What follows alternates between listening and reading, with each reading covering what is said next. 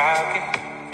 I try to let a few doors walk, but if that freezer runs low, I gotta stock it. These scrub bucks got no mask, darn sure no drop times, but this chili has deer burger in it tonight. Where did this podcast go? Straight to hell. Yeah, speaking of hell, check out East Coast Bowhunting Podcast. Fantastic. First of all, I'm addicted to the show. I like that. That's cool. Okay. Full hunt. You live it, you breathe it. It's a whole different world. This East Coast has a little bit more of an edge and a grind to it. You guys are fucking awesome.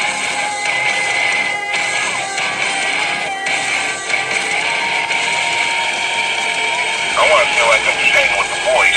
But I actually saw Jesus. Wait, we're in now. We're I just want to get the realest people possible in the industry. You know, if you're not pissing people off, you're not doing it right.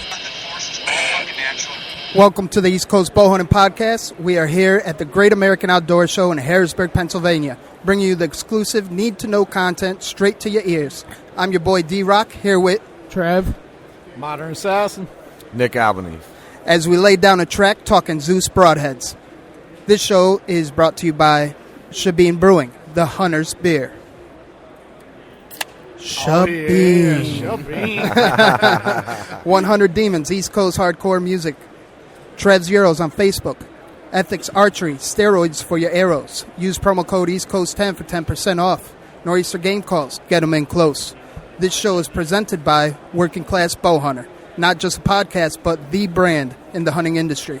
East Coast Bowhunting Podcast is here as always for new and old hunters by sharing our experiences in the woods through playing and slaying. What's What's up, D-Rock? What's going on, G? Oh, man, having a good show. Nick, what's up, stud? Same old, baby. Hell yeah, that's what I like to hear. Damn, this show is crazy, man. I didn't realize how big it was because I remember coming next year and I wasn't as tired from walking around last year. Yeah, this is a monster, bro. I believe they say the numbers get close to 100,000 different people pass through this show throughout the week. Now, that's the difference. This is a week-long expo as opposed to a weekend like Exactly. most. I mean, this place is huge. And over 1,000 vendors in this, in between. How many buildings are there? Oh, man. I don't even There's know. like 4 or 5 Yeah, buildings. 4 or 5 Yeah, buildings. No Yeah. doubt. Right. So it's That's definitely crazy. I Hell tell yeah, that's- people, and think about a Walmart and, quadruple that. That's about what the show is. That's right. Exactly. I mean, they have different buildings for different sections of the show and different parts of the hunt. They even have an outdoor living area. Yeah, it's actually pretty cool how they broke it up. If you're just if you're a gun nut, you can spend your time in the gun hall. Archery guys, we're here with Nick and Wild Edge, in the archery hall. So if that's your thing, you don't gotta go spend all the time in the fishing or all the time in the boats. You get to what you want to see because there's just so much. If it wasn't broken up like this, you'd never find anything. That's right. Hell yeah. So for our listeners out there, you're going to hear a lot of background banter and people talking, walking in the background. We're just bringing you the show experience straight to your earbuds, so just bear with us, and we'll do the best that we can with the audio.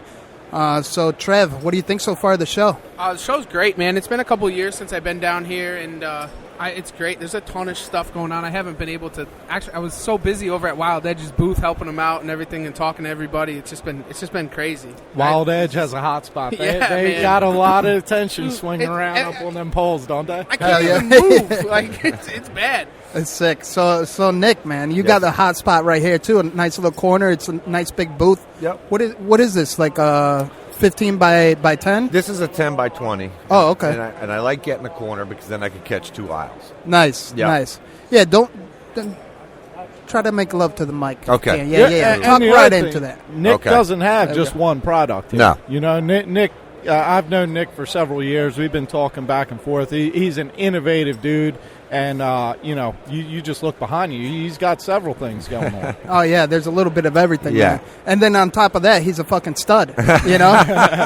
He's a killer. Shit, I'd ask him out, porn star run I'm for his taking money. those, I'm sorry. Give a porn star a run for his money. Yeah. Oh, man. Good So stuff. let's cut into it, man. Yeah. Tell us who you are, where you're Okay. from, and where we can find you. Yeah, so I'm from New Jersey. East Coast. East Coast, baby. Yeah. I love to bow hunt. It was my passion, always has been, still is. And Years ago, I came up with a product called Steadyform. Steadyform was a product that I developed to control my palm on the riser. So from there, I just kind of moved forward, and the longer I'm in this industry and the more people you meet and start talking to, you realize how much you love it. I mean, you got some guys out there that are just fucking want to talk, but you know what? It goes with the turf. Right. You know what I'm saying? So with that, I just kept moving forward, and I'm here, and I love what I do, and I love the people I meet, the friends that I meet. Well, and there's a reason that you're back here every year with a successful product. That's right. There's a lot of things you see pop up that just kind of disappear. Right. And, you guys are here every year with the big booth. So that says something in its own. We stay strong. We sell a lot of product. Nice. We do our thing, Hell yeah. Yeah. And where can we find you on social media, internet? Yeah, we have a Steadyform page on social media. We have a Zeus page, a B16 page. I think I even saw you on New Era Archery, too. New Era Archery is my company. Oh, nice. Yeah. That's why I found your products there. That's neweraarchery.com, yeah? Yes, sir. Awesome. All the products will be listed there. Hell yeah. So what drives you? What drives you to get into the woods? Let's start there. Let's start basics. Okay, what drives me to get into the woods is the passion of hunting. I mean, at the end of the day, I don't have to necessarily kill anything, but when the opportunity presents itself, I want to make sure that I'm on the money with my equipment. But I enjoy being out there. I could sit for days and days and days. I don't need to see anything. Right. But God, it's just perfect. It gets me away from the real world. And that's an important thing you just touched on is, we don't always got to kill something. No. We always do. Everybody that's out there hunting hard, you're going to spend days and days and days. And when you are spending days at a time, when that one moment of truth comes, the last thing you want to worry about is failure in your equipment. That's great. Exactly. It's all on you at that point. You got to have full trust in your equipment and your setup for that one moment. And that's like you said, we spend days. My products are based on that one moment. Exactly. That's how I come up with products. And you know what? It takes a hunter and an engineer and a masterful mind to come up with products to accomplish that and meet those goals once it comes. Because back to touching on, you don't have to see anything to be in there. It's almost the hunter's therapy. Right. People out there, they're dumping tons of money into their own therapist, and little do they know they just need to get outdoors. And that's just the true woodsmanship of it, like just being in the woods and enjoying it and just bringing back like the actual tradition. And I think that's something that totally gets lost throughout the industry, and guys are just just on each other and so on and so forth, but they forget about the real picture of being in the fucking woods and just enjoying it day for day and what it really takes. Guys would be like, oh, how was your season? My season was fucking great. That's right. How many deer did you kill? I killed a couple. Right. What does it really fucking matter? It doesn't. I enjoyed every day, and I learned every single day what it was really about. Yeah. And it's just enjoyable. I went upstate New York this year at my buddy's place. We hunt there every year, but we went with the rifle. And I'm not a big rifle guy. I got nothing against it. I just love bow hunting. So we went up there, and I sat out one morning, and it's 2 feet of snow, and here come this 4-pointer at about 150 yards. I picked up my gun, I centered it on him, and dropped him. It was one of the best hunts I had all year. Exactly. It's not my biggest buck, but it doesn't. That's meaningless to me. It's the hunt, how it unfolded, the camaraderie with my friends. I wasn't there to trophy hunt. I was there to hunt. There's a time and place for everything. Yep. And that's it. Like we spend about a week in deer camp, and it's a great thing. Just that everybody, the camaraderie, like you're saying, just everybody being together. Fuck it, we didn't kill no deer during deer camp. It don't matter. It didn't matter. It was the fact of all of us just being together and the memories that we all shared. Yeah, and the friendships that the jokes that go on. I mean, we're constantly fucking with each other. Absolutely, you know what I'm saying? Yeah. That's the best part about it. And Shabine always guiding the pace. Yeah, baby. Well, what do you think of the Shabine? What kind of beer you got going on there? This is the nice. The nice cans? Nice cans. Well, what's the logo look like? A set of what? Looks like a set of tits. I mean, it's 2 oranges. Tastes good, too. 2 melons. Oh, man. Shabine. So, what exposure have you had since you been... Actually, you know what? I want to start from the beginning a bit. Yeah. Who brought you into the woods, and what did you take away from that person that got you into the woods? Okay, so my father is straight off the boat from the other side. He comes from Italy here. he grew up there. They only gun hunted. And he took me out as a kid gun hunting, and I enjoyed it. And I remember when I wanted to start bow hunting, I was about 12, 13 years old. And he brought me out, and he bought me a bow and bought me arrows, and he said to me, you know, this is something I can't help you with. You're going to have to figure this one out yourself. Nice. And I slowly took my time and went out there, and, you know, through trial and error like everything else, you learn, you learn. I'm self-taught. That's awesome. But he brought me into the hunting field. He instilled the passion. He of the instilled woods, it and right you there. Took it to the next yeah. level. He was a small game hunter. Yeah. But I took the passion for the big game. A lot of rabbit in your household, yeah? Oh, yeah. Yeah. Oh, yeah. I grew up with a lot of Italians, too. They love that. Oh, yeah. That's all they did. That's what he lives for. That and quail. Yep. All day long. And when you're younger, you know, if you kill it, you're going to eat it. That's everyone. Without but when a doubt. you're younger and you're just getting in the woods, you want to kill damn near everything that's legal. Right. So there's a lot of rabbit and a lot of squirrel eating down as a young man. You know what I mean? Right. Yeah. That's badass. And once again, that's something that gets lost. It does. That people don't realize that those are things that we grew up doing, and those things are lost. The newer generations don't get to experience those things at all. Well, and to take it to a step that's even crazier to think about is the generation right before us, they went hunting from school and after school and had gun racks in their back windows and unlocked trucks full of weapons at my high school that I went to. Me too. And no one ever got in any trouble. No one ever nothing. Yeah. And now, you know, that's why a lot of that is just lost because people have changed. Yeah. And Absolutely. it's the industry. The social media has taken A its huge toll. part, yeah. You know, a lot of times you'll see a post and people are like, what does it score?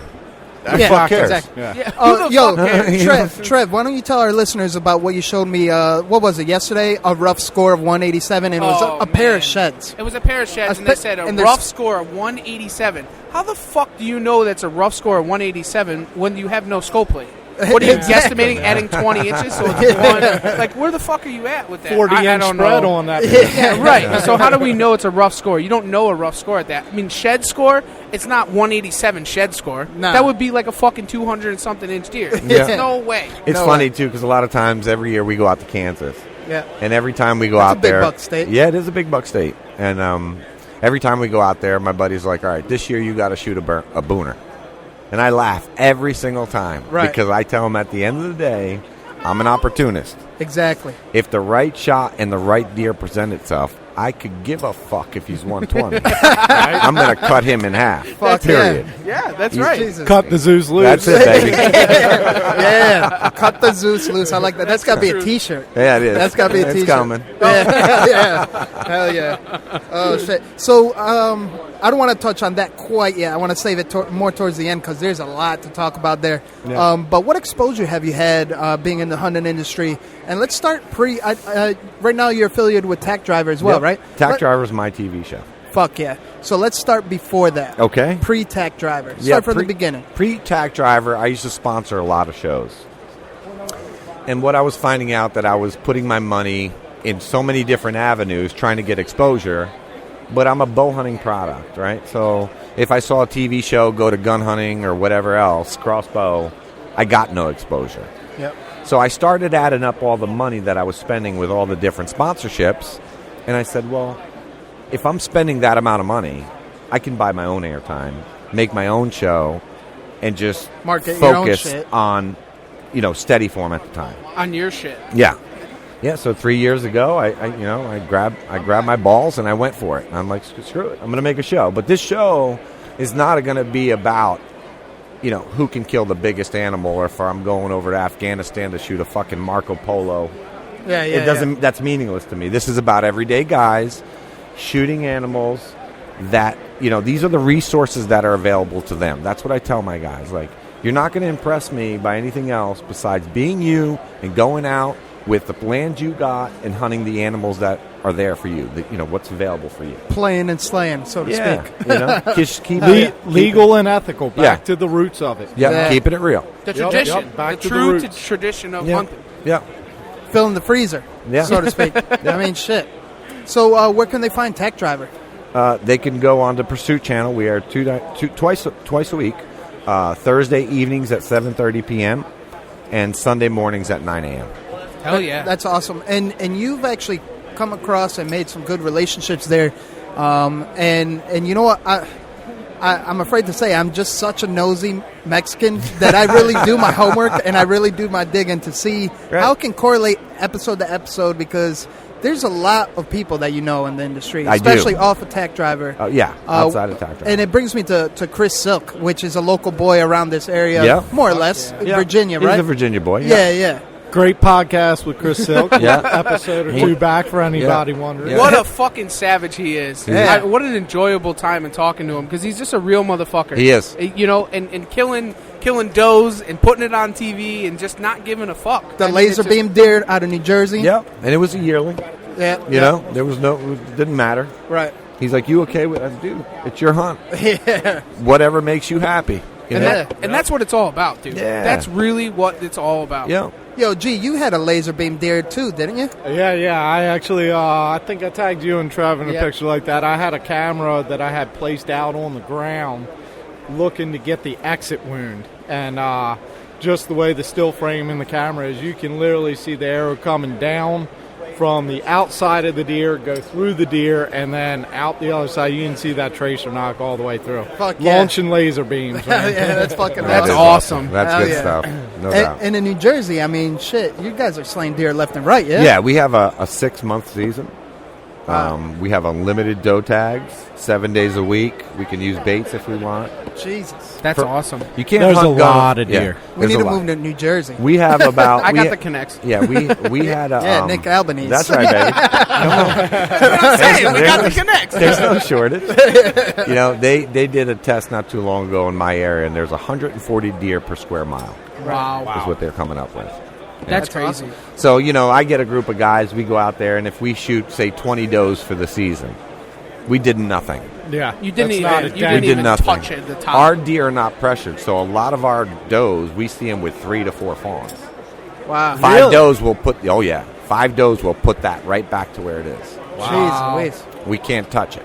Sounds like you need to invest in a butcher shop next. And that's Shit. I think that's more or less where Connecticut's headed, to be honest. Yeah. Because the population is through the roof, and more in the southern, like the southwest side of the state is our zones 11 and 12. We talk about it all the time. Yep. And that's a bait, no limit zone. Yep. You kill 3 does, you get a buck tag, but it's unlimited. You can kill as many fucking deer as you possibly and utterly want. Absolutely. And it's the same thing, and you're not even putting a damper into it. That's like your Greenwich, your Norwalk, your Stamford, all those things that you talk about. And there's giants down there, but the populations of does and smaller bucks is through the fucking roof. Oh, yeah. You can't even... It's endless. You know, I'll like this time of the year, late season, I'll see 20 mature does, and all I'm looking at is saying there's about 60 deer right there. Right. Yeah. That's about to because happen. they're about to happen. Right, Yeah, exactly. You know what I mean? Well, and one thing is most people that aren't hunters or knowledgeable about the woods, I guess, would say, you would think that the greater a human population,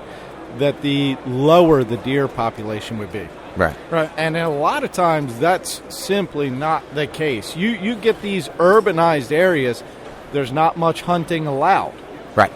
So you have these pockets for these deer to exist and multiply. And the other thing is, people think, oh, well, you're cutting down the woods and building a neighborhood. They're not going to live there. Wrong. They'll live You've right created edge habitats. You are planting all different types of food in their yard that they can use year-round. Yeah. You are not pushing deer out with development. You are giving them safe havens. Yeah. Exactly. And that's why, you know, most people would think, oh, Jersey isn't a real big state. Jersey has a substantial human population. Right. You wouldn't think, as a non-hunter, that Jersey would have that many deer, but, you know, that's how they are. They are very much an urbanized animal. Absolutely. So I can see why you got the numbers like that. Yeah. And, you know, it helps me with Tack Driver, right? Right.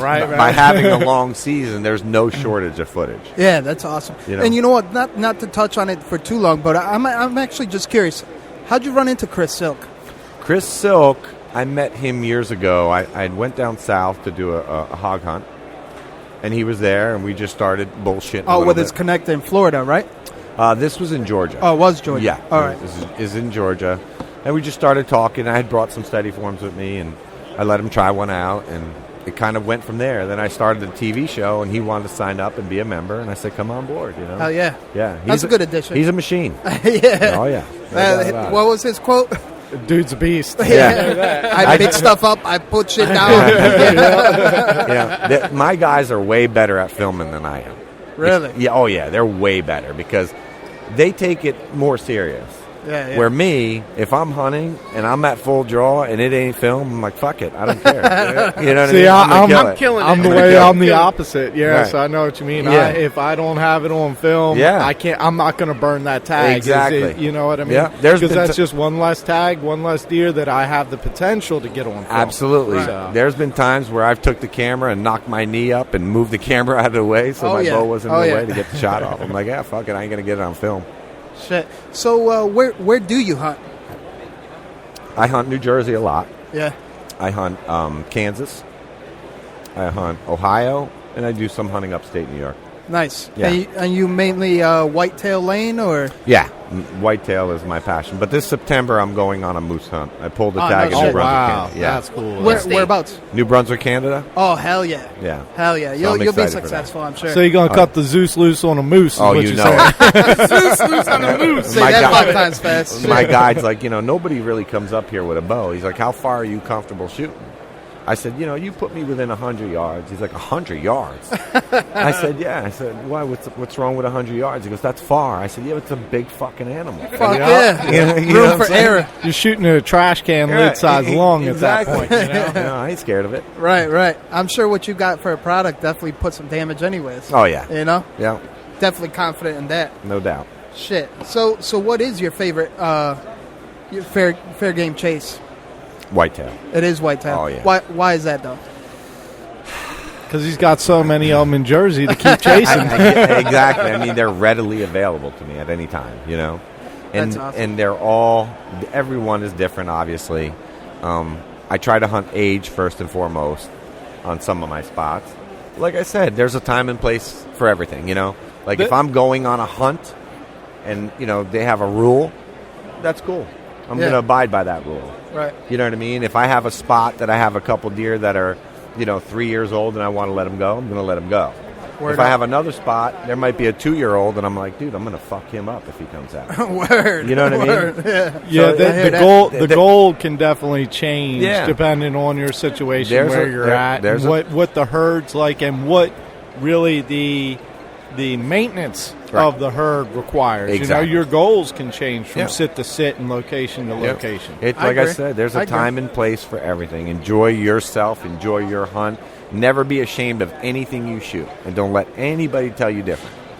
Don't get caught up 100%. into that social media. Well, you should have let them go. Oh yeah. Yeah. I hate that. Come on. I don't even want to say the phrase because the phrase will come up later in a later segment. But yeah, I fucking hate that shit. Yeah. Whatever's Should have let him go one more year. I'm just saying, my booner this year fucking broke his antlers when I slayed him.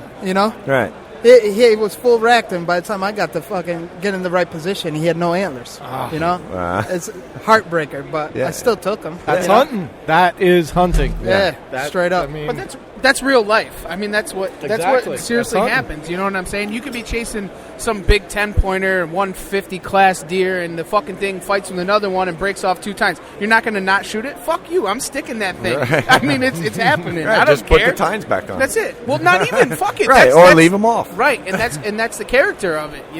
That's real life. Why do I want some straight, perfect, typical on the wall? I don't. I want the character and the realization of hunting. And Yeah. you know what? That deer was a scrapper in full rut. Yeah. That's what that Exactly. tells me. Yeah. Just he's battling. Yeah. But on that same note, what is your most memorable hunt? Wow.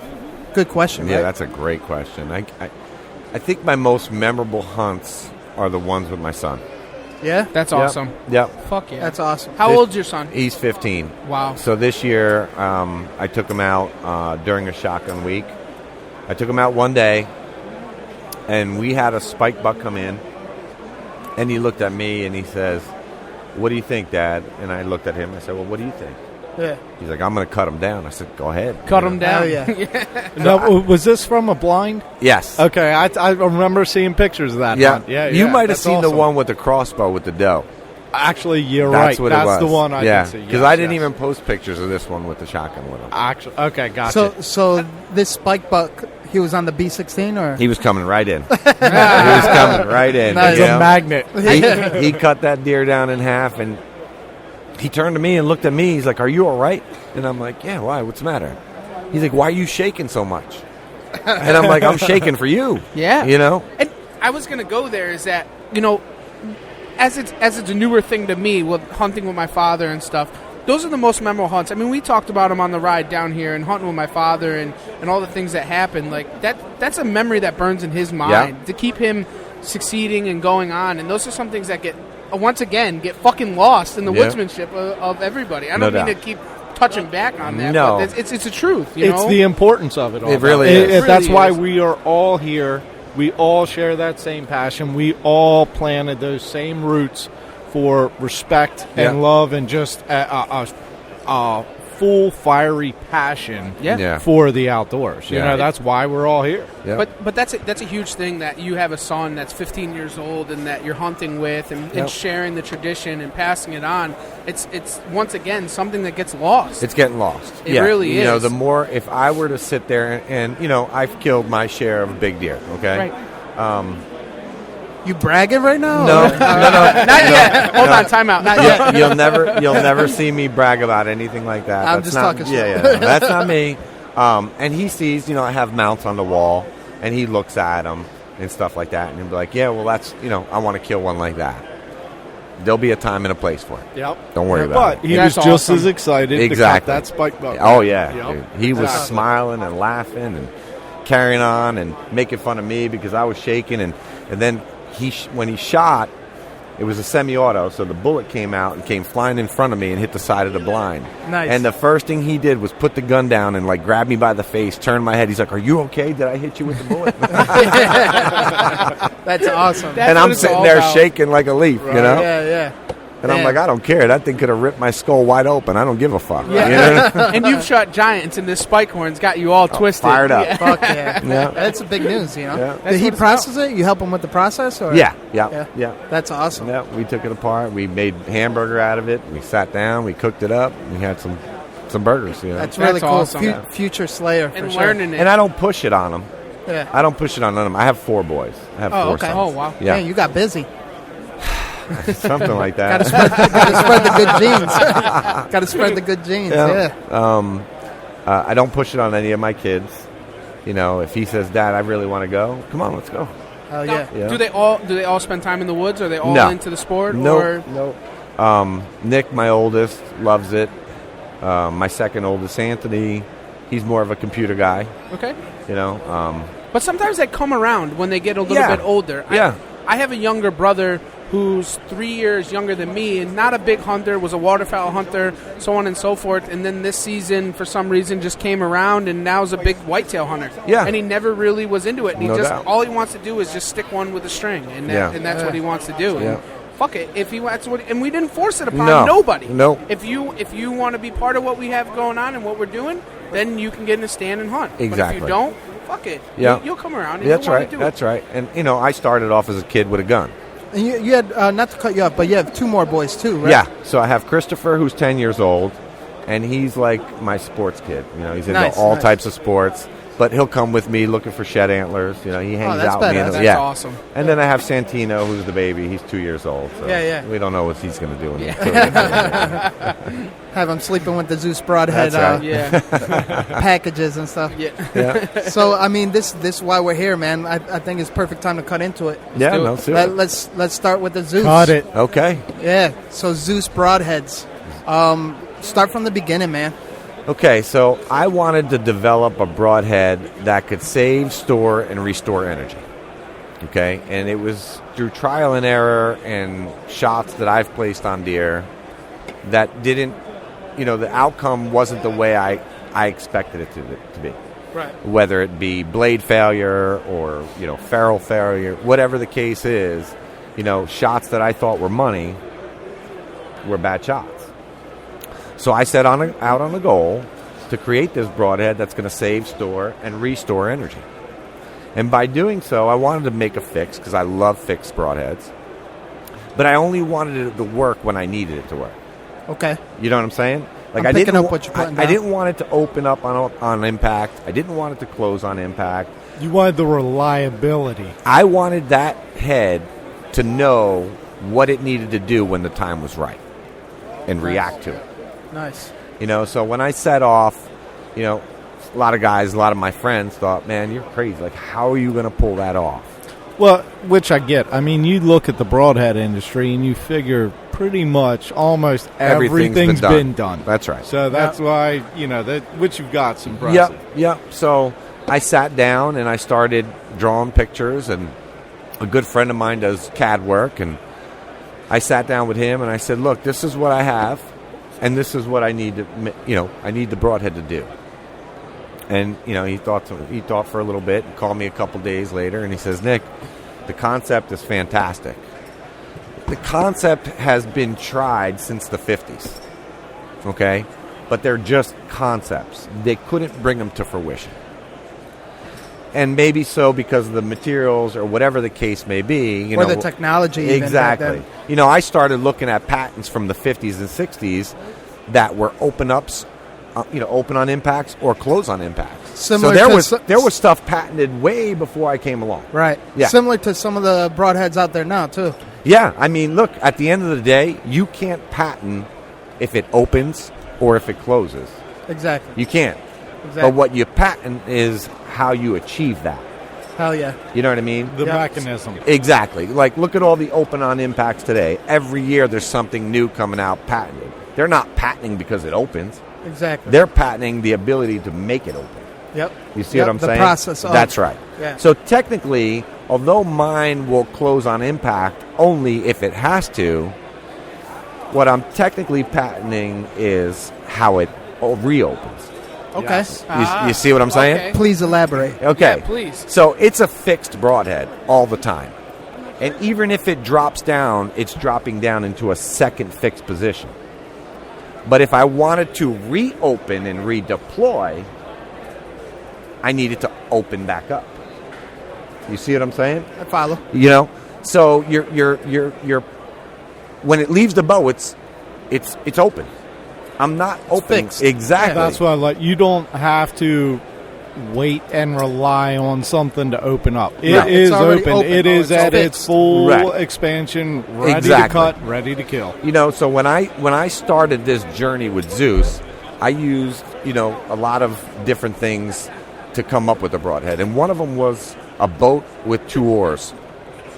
Okay, as weird as that sounds. So if I'm going down a river and I got 2 oars sticking out of my boat, you know, there's a lot of broadheads that have an independent suspension, or they have 1 blade floats and 1 kicks. Right. Well, if this boat's going down the fucking river and it's got 2 oars and one of the oars kicks in, what happens to the boat? Starts to turn. You're creating deflection. I knew I didn't want that. Yep. I wanted them to slam close together if they needed to close.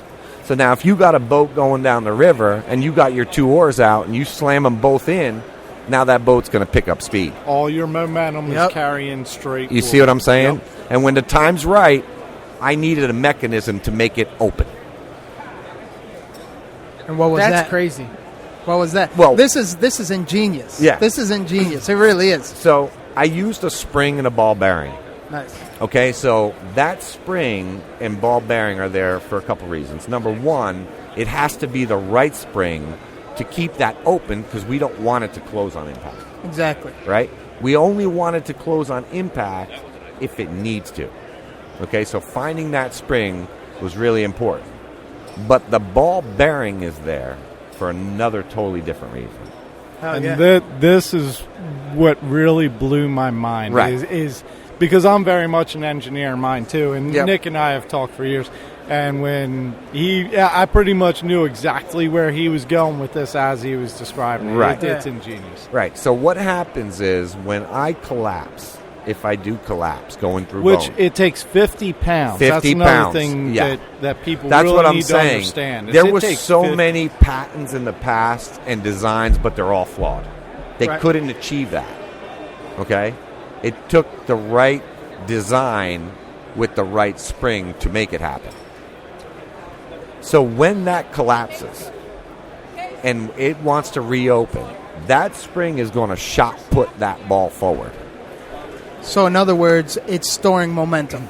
Yes. What it's going to do, it's going to maintain momentum. So what you're losing going through that bone, when that ball bearing slams forward, it's going to give you some of what you lost.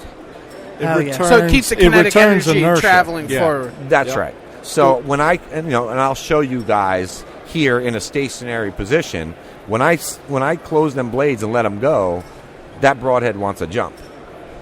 So imagine putting 300 foot per second behind it. What's going to happen? It's going to fucking jump. She's going to fucking motor. You know what I mean? But I don't want to create deflection either. So these blades need to close simultaneously. But they don't need to close all the way neither.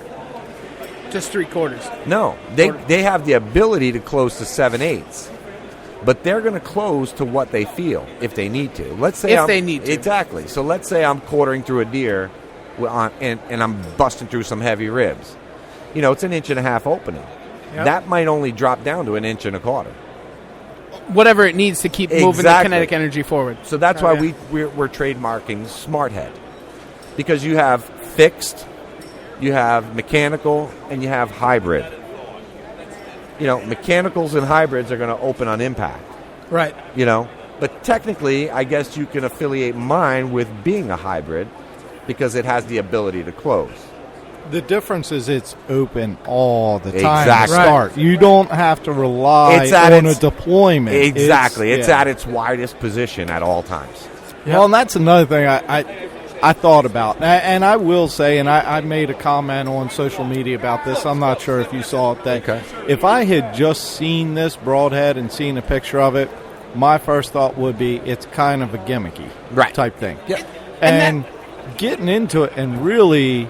And knowing you helps me understand as well, too. But I've looked at the materials you've used. Yes. I've looked at how thick these blades are. Exactly. That's the reason that you have a little bit higher price point is you're getting American-made real materials.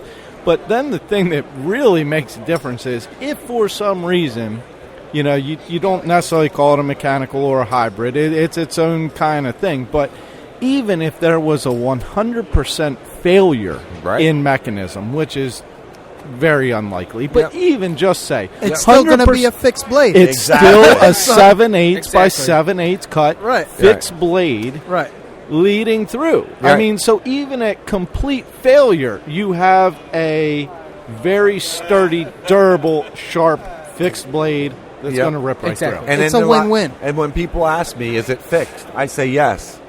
Now that it's exposed, when people ask me, is it fixed? I say, yeah, it's a double fixed. It's double, Well, not only double, it's fixed in 7/8, it's fixed at 1.5 inches or anything in between. Exactly. But it all going to start with the materials, too. Yes. Right? So if the materials aren't right, you're going to have broadhead failure, whether it's going to bend the ferrules or crumble down or tips blowing off. So the materials were very important because here I am sending this thing to withstand blows. So I couldn't go cheap on the materials. But I also know, if you notice the blades on the broadhead, see how wide they are, the profile of them? Yeah. There's a reason for that. I want them to take the blow, but I've also encapsulated them. So when these guys put the blades on the outside, you're setting yourself up for failure because you're going to rip a blade off. Of course. You see what I'm saying? Leverage. Absolutely. The more leverage you add, the weaker a point. Exactly. Yes. So mine will collapse down within the ferrule to protect themselves so that they can't shear off and still give you that maximum penetration so that broadhead doesn't break down and have broadhead failure. If I rip a blade off, guess what? It's like the boat on the oar. It's going to keep going. You know what I'm saying? Not on mine. I'm saying reflection. Oh, yeah. Others. So if my blades were set up on the outside of the ferrule like a lot of broadheads, and I rip one off, it's deflecting. You're deflecting. Mm-hmm. You're losing energy by deflection. At yours, it's not going to. It's going to keep moving forward. It can't because it's going to encapsulate itself within the ferrule. It's like a turtle going back in a shell. And that was the discussion I had with you with the one-piece ferrule and having it being able to encapsulate that it's going to keep moving kinetic energy forward no matter what happens to it. Whether it loses both of its fucking blades or not, it's going to keep moving forward because there's still one solid piece to keep moving forward. Right. I guess. Now, can we elaborate a little more on the materials itself? Because obviously, there's been so many questions, and obviously, anything really good new to the market, the haters are going to crawl out from under the rocks, They come and then out the at old timers are going to have their panties in a bunch, Yep. and everyone's going to be opinionated. Yeah. So I really want to focus on the materials right now because. Bringing up the ferrules, they say, "Oh, more holes makes it weaker. This and that, blah blah blah." Which is true. It is true. It is true. But if you use the right material, the denser materials, you can withstand the blows. I'm going to crack And a also shabeen to thicker. that. Shabeen. Bang. But thicker materials. You know, yes, aluminum is a weaker metal. Yes, sir. An aluminum elongated ferrule is going to be a little weaker. Way Having slits in it or holes in it makes it weaker. But when you use the right aluminum and then you have a thick wall, it's material and science. It's gonna Even hold within up. my ferrule, right? So there's two channels within that ferrule. One is the diameter, the OD of the spring, and one is the OD of the ball. So when that spring starts pushing that ball, OD is outside diameter, for the new guys out there. Yep. When that spring when those blades start pushing that ball bearing down, it's going to stop at a point because there's a shelf. Okay. You see what I'm saying? Yep. So that ball can't go slamming all the way down into the bottom of the ferrule. Okay. Because there's two diameters. One is thin for the spring. Then we drill a second hole the width of the ball, but we stop it short. Nice. You know what I mean? That makes sense. Yeah. So it creates So there's a stop. no way for the ball to get stuck in the spring or stuck in the channel. Exactly. So we tried to make this as fail-proof as possible all the way around. Hell By leaving that extra material, though, what you're not seeing is the thicker walls on the inside. Exactly. Yep. You see what I'm saying? Yeah, that and makes that's total more sense. at the base of the ferrule. Yep. So I can withstand the blow. So is there a way, because now that we're really getting into detail about the ferrule, one of the questions that I had shouted out to me through social is, what if dirt gets in there? And to me, I mean, it's common sense, but I just want to hear from the horse's mouth. Yeah, so here's the thing. It's just about impossible for any matter to get in there when Past it's that ball. Well, when it's flying, the blades are cutting and pushing material out of the way. Right.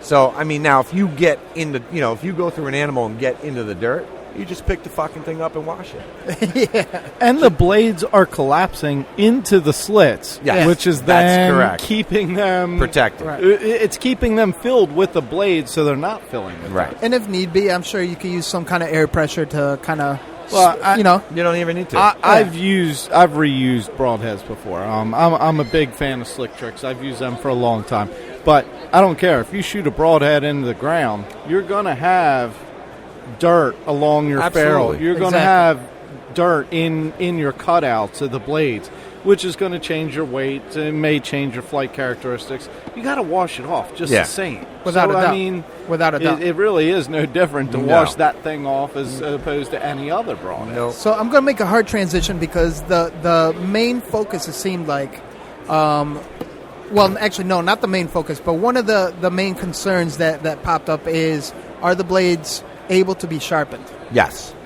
Thank you. The density of those blades. Thank you. Those I blades. stayed. You don't know how bad I had Oh, to bite man. my motherfucking tongue on that- social media. I didn't Garrett- bite my tongue. That's- I it was- couldn't. oh, I couldn't. That's And- social media. That was you know? the negative Social behind the media whole will thing. tell you that I'm stealing technology too. Oh, we'll get Oh, to that. yeah. We'll Okay. get to that. Here we go. But, We'll get to that. but meanwhile, that's been patented in the 50s and 60s. So who stole anything? Right. You know, it's kind of funny because anything new is going to get hype, especially if there is some legitimacy That's behind correct. it. So there is a lot of hype behind this, and it's going both ways. And my thing was, I haven't killed an animal with one. Yeah. But I know you. I see the materials. I've put this thing in my hand. Right. I've played with it physically. Yeah. And I haven't shot an animal, so I can't say Yeah. what all it does. But because I have put it in my hand and I have spoke to you, I know what's true and what's not. And Right. so I keep seeing all these things, guys saying, well, how are you ever going to sharpen a blade that's going to sit there and wiggle the whole time? It's like, well, either you're putting over 50 pounds of pressure on your sharpening stone, which you should not be around a blade if that's what you're doing. Exactly. Or you're going to cut your finger off Yeah, because right. it's not going to compress But with the sharpening. Here's the stone. thing. Guess what? If you want to compress them all the way down, go ahead and just sharpen them that way. What's the big deal? It's not going nowhere. They ain't hiding. Yeah. Right. And that's something I think I saw, not advertised, but advocated for, is that you don't encourage for people to try to service them because they could get hurt if they don't have the proper equipment, right? Right. So there's a lot of people that ask me, are they replaceable blades? Well, the materials I used is for a reason, so that you can reuse this broadhead. Once you Thank you. Once you've reused them, 2 or 3 times. Now you hit a stone, guess what? It's dead. It's over. That's It's any over. broadhead. Throw it in the garbage. Any broadhead. Yeah. Right. But the materials I chose are so that you can reuse them without having to worry about that. Okay? If you need to resharpen them, you can. They're a very dense blade. Now, can they be replaced? Yes. The problem is it's under so much tension with that spring and ball. You'd never be able to get it back in. You know what I'm saying? Like, You're cutting your finger you could off. do it, but Absolutely. you're probably going to get cut up pretty good. So until I build a jig for guys to set this in that can compress the spring and hold it into a position where you can put your blades in and then release it, Right. I'm not going to sell. There's a replaceable difference That's between different liability, too. There's Right. different, exactly. That's what I was getting at. There's a difference between being able to sharpen the blades and recommending Right. sharpen the Exactly. blades. you Exactly. know? Yep. Yeah. And I guess another question that's unanswered across the social media board is there a practice head coming out for Yes, this broadhead? there is. Okay. Awesome. There is. So that's a big thing that's been questioned. Like, are we going to have a practice head? And I see it that was on your website, Yep. and then the resharpening was a whole nother Yeah. ball game. And Yep. they're like, well, why am I going to spend $39.99 Well, or I'm, $60? I'm glad you bring that up, Trev, actually, and that was a really good question. And I believe this is why you did this. You offered the single pack I do. for the doubters, the Yeah. haters, Yep. the people that are unsure, and it's very affordable right now, right? Yeah. Can we So- go over pricing real quick? Yep. So show special is $15 for one, and then we're doing 3 for $35. Hell yeah. I also have that show special How is on that? my website. Oh, so if you order it online while you're at the show, It's even after the show. Oh, so you're until gonna keep my it first running. batch of inventory is out because I want people to try them out. fuck Yeah. yeah. So You want the will- haters to figure out they're Exactly. wrong. Exactly. Don't worry, we're going to Exactly. explicit what's right and what's Yeah. wrong. At the end of the day, I want to get them in people's hands. I'm not worried about making money. I want you to try it, see it for yourself, realize that there's no other broadhead like it. It's a one of a kind. And that's a true Because makes it's sense. not a flawed fucking design. Exactly. It And that's works. that's where people are going wrong on it, especially with the social media, is that they're feeding one off another, Yeah. and they're thinking that this is this or this is that. You can't sharpen it, you can't do this, and that's their only gripe about it is that you can't fucking sharpen it. Is that really what the fuck you're worried Well, the about? thing is, okay, take a okay, rage. so Take here- a rage. I was Can gonna you say- sharpen a fucking rage? Do they sell replaceable blades? No. Okay. Fuck no. So where Do they you at? sell a practice tip? Right. No. Okay. I don't know. I'm asking you. Oh, Rage does have a practice Okay. tip. Other than, I think the hypodermics do not have a practice tip. Is on that them. practice tip to practice not using rages, or? Yeah. What I'm just saying is that it's just because you went against the industry regular. Yes. Not even the Industry standard, but standard. the regular. Exactly. And I didn't people- want to follow suit. Right? because Everybody's concerned of opening on impact. You're losing kinetic energy.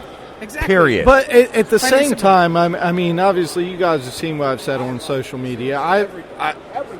People think think I'm everyone associated with it, and I'm not. And No. I'm really just saying I'm correcting where people are wrong. Exactly. Right. But the thing is this scrutiny is needed. This is Sure. something you are going to take a life with. Right. You are getting ready to shoot a living animal, Mm-hmm. and as hunters, we want to make the quickest, most ethical kill we can. So questioning is absolutely warranted. Absolutely. This product should be questioned. It Yep. should be scrutinized. Yep. And what is good will come out. Right. And you know, anybody that's about to take a life, they should be thinking of it in the full aspects of what's right, what could be wrong, Right. potentials. Yep. So I understand it all. Yeah. You know? Yeah. And that's just the industry standard as far as questioning what's coming out. I mean, there's 1,000,001 products that are on the market now today that everybody uses regularly throughout the season. Sure. That were questioned originally. Yeah. And the good things do shine Yes. in the industry, That's no matter right. what it is. That's Say, right. like fucking Rage. You have your haters, and then you have your believers. Sure. And I don't mean to keep You've going shot back to rages, them. right? I've shot a ton of animals with rages, Right. and they're doubted.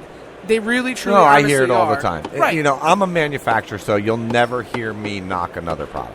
And it's not I about don't- Well, even maybe knocking later. another No, product. no. Maybe in a little bit. I'm still not going to knock Oh, any okay. other product. And Okay. it's not You know? even about knocking another product. It's just unbelieving or not believing in a product. And Right. that, you know, like we were having the conversation earlier, Garrett, and walking around, is that, you know, it's all about shot placement. And Yeah. a broadhead in itself is just about bad placement.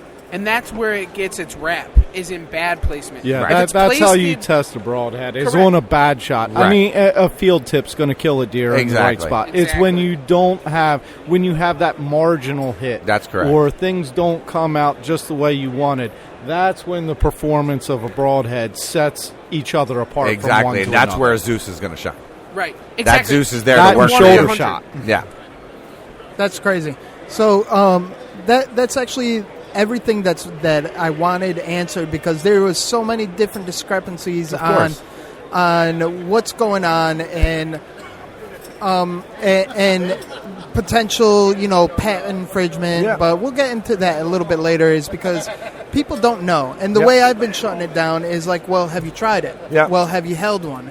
And they're like, no, but this and but that. It's Yeah. like, well, that's why they offer it. I've even gone as far. I told Garrett this the other day.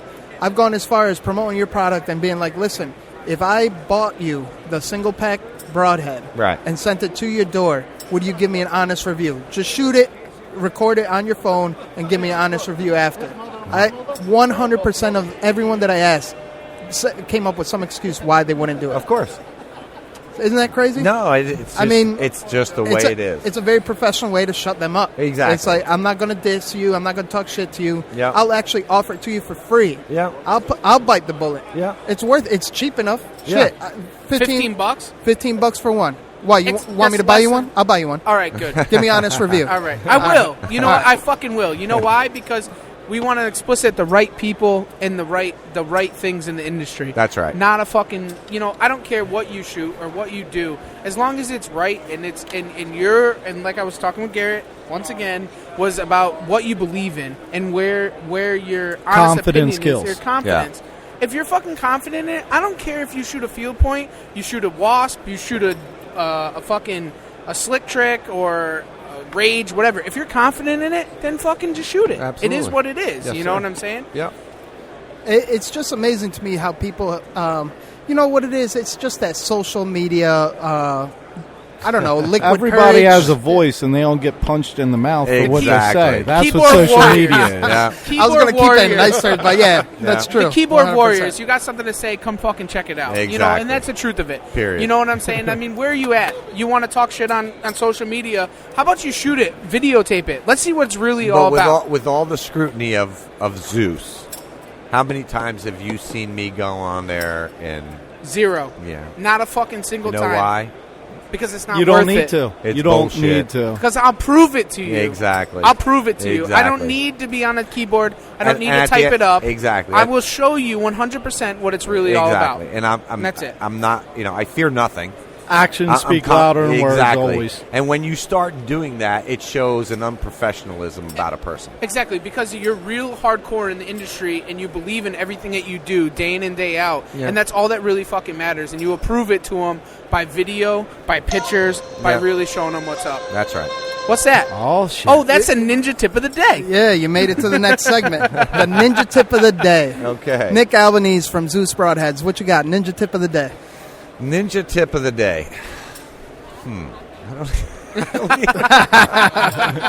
Ninja tip of the day would be so Something that would set you apart from everybody else being a fucking ninja in the field. okay, so I tend to set my stand because a lot of people see me shoot a lot of nice deer every year, and they always ask me what I look for. So what I look for is 180 degree of cover. If I find if I find 180 degree of cover, I'm going to set myself at the point. So a mature buck is not going to want to expose himself. He's going to want to be able to expose himself quick and get out of eyesight. So if you use the terrain to your advantage, so whether it be a thicket or a hedgerow or grass going into a thicket, if it's set up in 180 degree and you put yourself at the point of that, chances are he's going to feel comfortable exposing himself in daylight hours, knowing that within a second he can be out of sight. Damn. So Again, whenever I go hunting into edges. yeah, Damn. So whenever I go into a patch of woods, I look for 180 degrees of what I think might be cover in some whether it be a ditch or a gully or whatever. And So- another thing so that what a you're lot s- of times you give yourself in the tree cover Yes. when you are hunting those type of transitions, which is another big Yep. thing. Not only So- cover for the deer, but cover for yourself. So everybody that sees my setup sees that they're the same way. So what you're saying is you might want to invest into the Wild Edge Inc. steps to get that 180-degree cover. You just got to look at the lay of your land and see what it offers. There's going to be something Shameless there plug. that tells you how to set up. Everybody's yeah. got a scout. Yeah. Hell yeah, that's really good, man. Yeah. Really good ninja tip of the day. Yeah. So I now, love it. now that we're on that, is why East Coast Bowhunting Podcast? Why you say yes to coming on to the show? Because I'm number one, I'm an East Coast boy. Hell yeah. We keep it real on the East Coast. Fuck yeah, No write that doubt. down. No You know what doubt. I'm saying? Yeah, write keep that it- the fuck down. You know. Keep Get it at real, me. Neety. I don't even have my There's notes. no sugarcoating. It is what it is. Anybody that grew up on the East Coast is going to know what the fuck's up, period. That's Yep. That's You know, it, right there's a- there. We're there's the a- hardest. That's of the exactly hard what in I the said when they industry. asked me. East Yeah. Coast just has a bit more of an edge and a grind, and You know. people may argue that, but whatever. I'm if not you going know, to you know. Yeah, I'm not going to hide behind whether I might be a holy roller or whatever else, or I don't need anything to hide behind. I am what I am. I am, I got nothing to hide. Which is exactly why you don't gotta speak ill of other people's No, products. no. You are what you are. You got what you got. Yeah. Because we're the hardest of the hard. East Coast But is the what hardest drives of me the hard. crazy, what drives me crazy is when somebody hides behind something to prove a point. Hell yeah. Actually, we're going into that. Garrett, It's about that time. Made it to the last segment of the show. Nick Albanese, what rattles your antlers? Whoa. What rattles your antlers? Yeah. what rattles Dropped it on him. Good fucking move, baby. Touche. You like that? Yeah, baby. That was good. People want to hide behind certain things to prove a point. I don't hide. I'm on the front lines all the time. Yeah.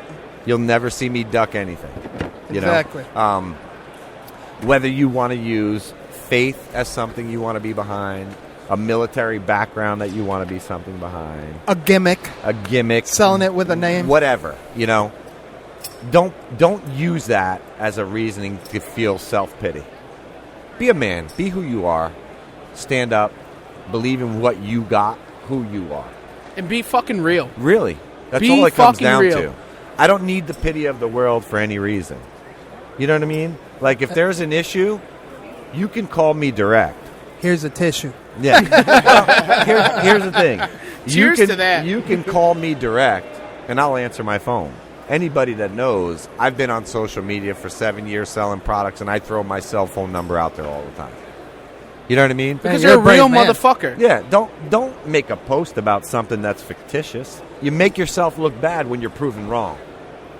Exactly. So keep your mouth closed, or approach me behind the scenes first. Yeah. Be a professional. Yeah. Yep. You know, I've had be issues in the industry. Not even professional, but just be a fucking man. You know what I mean? I was trying to be nice, man. Yeah, I'm not good at that part. quote unquote, so aggressive. That's why we had Garrett with us. I've had issues with other companies with my products. Never once have I ever made it public. As a matter of fact, I called them direct and, shot the shit, laughed, we joked, and everything else about it. and handled it like a man. Yeah. Yeah. You like know? a friendly, fair one. Absolutely. A friendly, Nick, fucking fair Nick, one. if there's an issue with something, please let us know. All right. We'll touch base at a later time when I have more time. I just wanted to bring it to your attention. You look into it just in case. If you see it, let me know. Right. No big Right. deal. we handle Yeah, it you're like not trying men. to hide anything. You're No. We're all in the same industry. That's it. You know what I mean? I'm not going to sit here and bash another company for what? and at the same token, we're all on the same team at the end of the day. Yeah, you would think. Well, But it's not supposed to like be that, that. way. You're and right. that's what sets us apart from the rest. A lot of us. That's right. Is going against industry standard and just being real fucking people. I want people to be real. Don't That's it. hide behind anything. That's it. And a lot of Come us. to me, speak the truth, Because I don't hide behind anything. That's it. Besides that, I'm a man and my word That's is the reason bond, I've got period. along with you all this time, you know. and I feel a future of a good relationship between us because me and D-Rock, and I can speak for him, is that we're real motherfuckers That's right. that are doing real things in the industry. We're Yep. not snakes. We're not grass. Nope. We're not in the grass. We're not hiding. We're out front and we're fucking real, and that's all right. that matters. Yep. And be that way Just because Connecticut you're gonna Slayers. make it somewhere. Right. By being fucking real. That's true. I'm Oh, not gonna fake it till I make it. I'm No. gonna be fucking real. And if I'm you don't here. like it, I mean, I'm at the Harrisburg show for 9 days, right? Yeah. If there's really an issue and it bothers you that much with anybody, with any of my products, come and talk to me. Yeah, That's come it. say what's up. You know what I'm saying? Yeah. I'm here. I love it. What number booth is this? 1124. That's check it out. Come We're check here. us out. we be here. Man, that was awesome, man. I really like that answer because it really shut down a lot of questions, a lot of people having mouth thoughts, and then encouraged people that were supporting you. Can at I the same make token. one thing very clear? Please Absolutely. do. Okay? There's no technology stolen. Period. There's been patents on broadheads opening or closing since the 1950s. You cannot patent that. What you're patenting is the ability to make it open or close. That's awesome. And you heard it Period. right You've here got on East something Coast new. Bowhunting Podcast. That's awesome. So on that note, and thank you very much for that clarity. Yeah. Let's do a round of positivity. Let's start with Trev. I think positivity is that, just be a real motherfucker in the industry. And I think that's what we took from this episode is that just be fucking real. Be your fucking self. That's right. And just keep moving along, dude. If you're not going to be real, then just keep stepping because we don't want to deal with you. Yep. G, what you got? Positive, everything with this whole show, this whole group right here, this whole meeting, this whole coming together. It's the East Coast boys. We are real deal guys. We're not just industry faces. And we are what we are, and we're putting together, a strong team of good products, good people, and just raw, real, no bullshit. That's right. Hell yeah. Nick Albanese, Zeus Broadheads. Positivity. What you got? Positivity is, once again, be true to yourself. Don't let anybody discredit who you are as a human being. You do what you want, do what you love. Keep your head up high, stand strong, smile, and stick your chest out, baby. Hell yeah. I love That's that. it. I love that. I love it. Positivity that I bring to the table. We educated a lot of people. We answered a lot of questions. And the most positive thing I take away from the show is I'm going to buy a couple 3-packs of Zeus Broadheads, That's it. bring them home with me, Me and you both. and try them out. I think I'll take a third on that. Fuck yeah. So on that note, Stay stepping. Stay slaying.